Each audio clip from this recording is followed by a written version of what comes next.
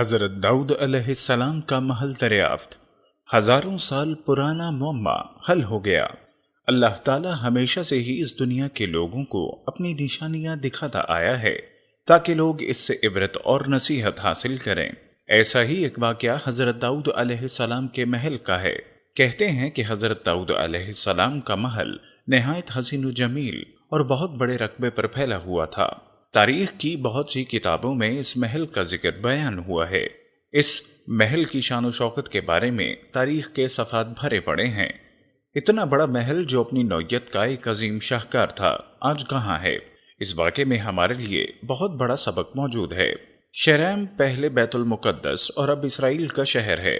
یہ شہر بیت المقدس سے 30 کلومیٹر جنوب میں واقع ہے۔ 2007 میں اس شہر میں ماہرین آثار قدیمہ نے ایک محل تلاش کیا۔ یہ بنیادی طور پر ایک بڑی بستی ہے اور اس بستی میں 1000 مربع میٹر پر ایک محل آتا ہے۔ آثار بتاتے ہیں کہ یہ بستی 1020 قبل مسیح میں آباد ہوئی اور 980 قبل مسیح میں اجڑ گئی۔ یہ بستی ایک پہاڑی پر واقع ہے۔ کھدائی کے دوران اس کے ارد گرد دروازوں والی دیوار بھی پائی گئی۔ ماہرین آثار قدیمہ پچھلے 7 برسوں سے اس بستی پر تحقیق کرتے رہے، یہاں تک کہ اب جا کے دریافت ہوا کہ یہ محل حقیقتاً حضرت داؤد علیہ السلام کا تھا۔ حضرت داؤد کا زمانہ بھی 1040 قبل مسیح سے 970 قبل مسیح بتایا جاتا ہے۔ حضرت داؤد کا یہ محل تاریخی کتب میں بہت مشہور تھا۔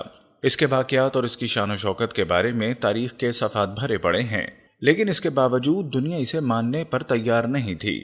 تاہم ماہرین کی اس دریافت نے آسمانی کتب اور تاریخ کو سچا ثابت کر دکھایا۔ حضرت داؤد کو یہ محل کیسے ملا؟ یہ بہت ہی خوبصورت واقعہ ہے۔ حضرت داؤد کے والد کا نام عیشا تھا، جو بھیڑ بکریاں چراتا تھا۔ اس کے 8 بیٹے تھے اور سب سے چھوٹے بیٹے کا نام داؤد تھا۔ حضرت داؤد بچپن ہی سے اپنی خوبیوں اور صلاحیتوں کے بدولت پورے علاقے میں پسندیدہ نظروں سے دیکھے جاتے تھے۔ ان کی شخصیت اتنی مسحور کن تھی کہ جو بھی انہیں دیکھتا ان سے متاثر ہوئے بغیر نہ رہتا۔ رنگ سرخ و سفید اور خد و خال حسین، گفتگو میں سلیقہ اور احترام تھا، قد پستہ، آنکھوں میں بھورا پن اور سر کے ایک گوشے میں گنج تھا۔ حضرت داؤد یہودا کی نسل سے ہیں۔ شجرہ نسب حضرت یعقوب سے حضرت ابراہیم تک جا پہنچتا ہے۔ آب ابراہیم حضرت یوسف کے بیٹے کے خاندان میں وہ واحد شخصیت تھے جو بیک وقت پیغمبر، رسول، صاحب کتاب اور بادشاہ تھے۔ آپ کو فن خطابت میں ملکہ حاصل تھا۔ آپ کا ایک ایک لفظ صاف اور حکمت سے پر ہوتا تھا۔ آپ ہر وقت اللہ تعالیٰ کی حمد اور تسبیح میں مشغول رہتے تھے۔ زبور کی تلاوت اتنی خوش الخانی سے کرتے کہ پرندے بھی آپ کا ساتھ دینے لگتے، جس سے عجب سما برپا ہو جاتا، یہاں تک کہ اونچے اونچے پہاڑ بھی آپ کے ساتھ خدا کی حمد میں شامل ہو جاتے۔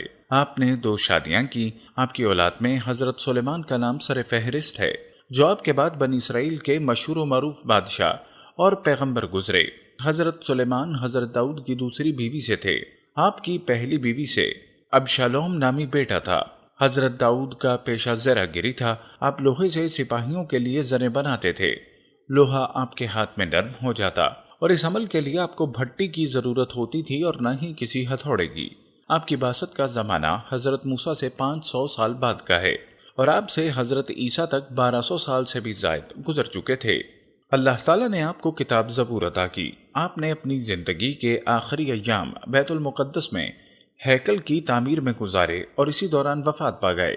حضرت داؤد علیہ السلام غلیل چلانے میں خاص مہارت رکھتے تھے۔ وہ ہر وقت اپنے ساتھ ایک عصا، غلیل اور ایک تھیلی رکھا کرتے جس میں پتھر ہوتے تھے۔